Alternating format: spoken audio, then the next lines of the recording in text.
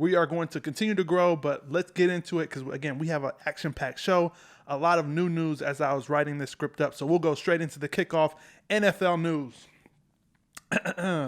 Now, we talked about this last week. The NFL, NFLPA were trying to negotiate some amendments to the CBA, and now we have an agreement. They have agreed to the terms on the CBA, mainly around COVID-19.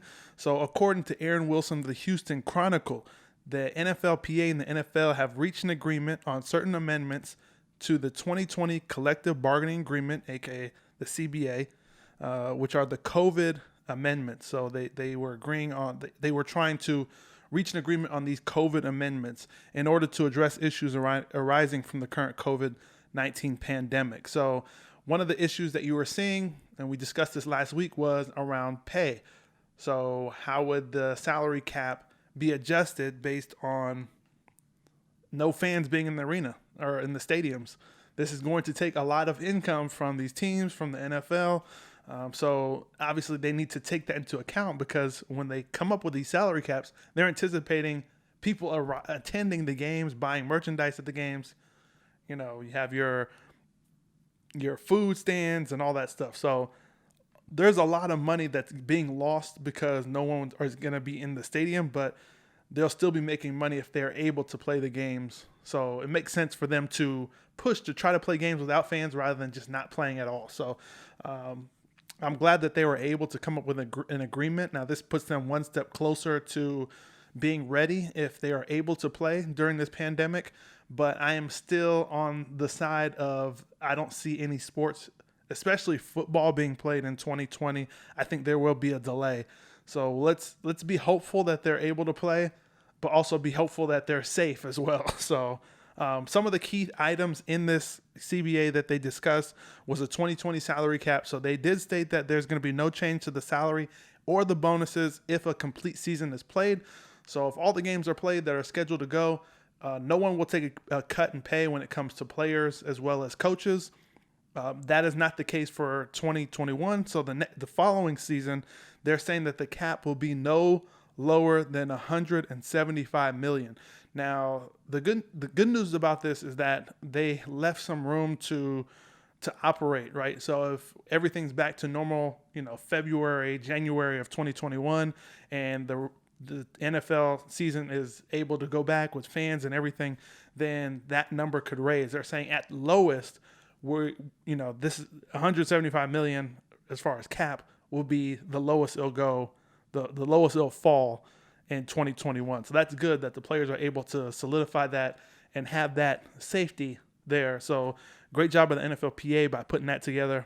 And then lastly, the third item that stuck out to me, there's a lot of items, and I'll make sure that I leave a link in the description below to show you guys everything that they kind of negotiated and talked about. But the third item that stuck out to me was the opt-out, the voluntaries, and the high risk. So voluntary being you have to give a certain amount of days in a written form to the team saying that you're not going to participate.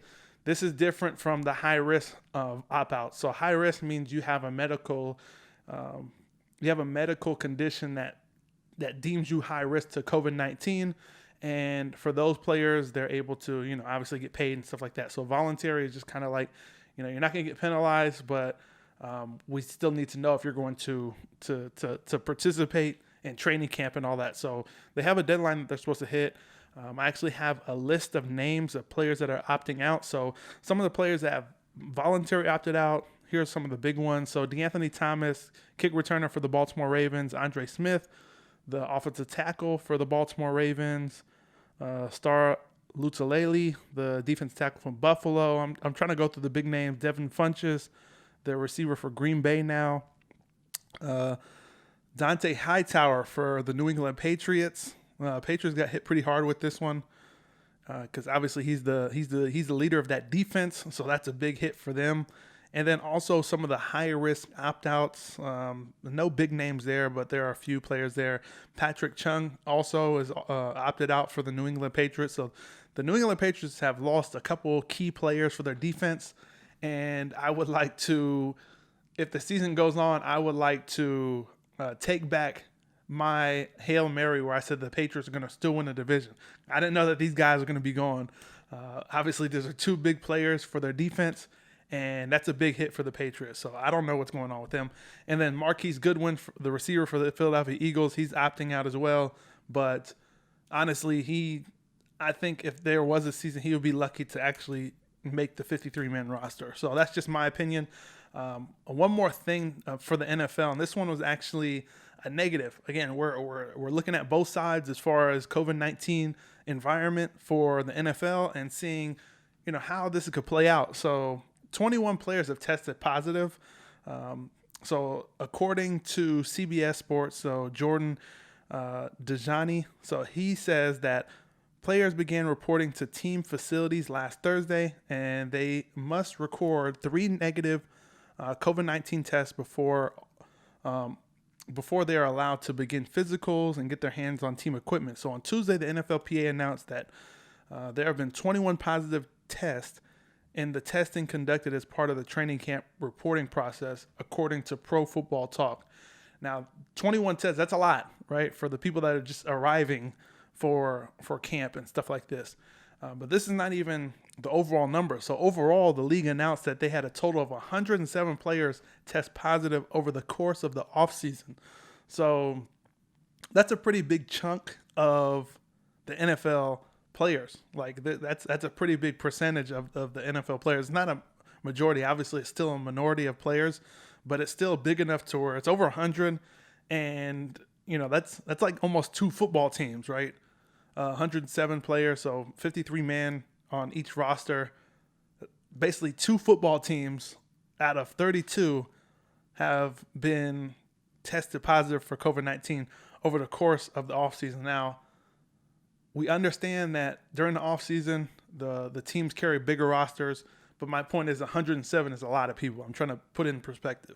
So NFL, hopefully, again, they're trying to be proactive as far as their policies and procedures for COVID-19, their salary cap. They want to make sure that all their ducks are aligned before they're able to give the green light or the red light. Now, I can't say that for the NCAA, and we'll get into that a little bit later, or maybe next. But I'm glad that the NFL is at least being proactive, because that's the best thing you could do at this time. Thanks for stopping by. Make sure you guys hit that subscribe button for more fire sports takes. And for those of you who are on the go, make sure you subscribe to our full show, which airs every Thursday on Apple Podcasts, Google Podcasts, Spotify, and a bunch more. Until then, I'm chucking it up, and I'll see you guys next time.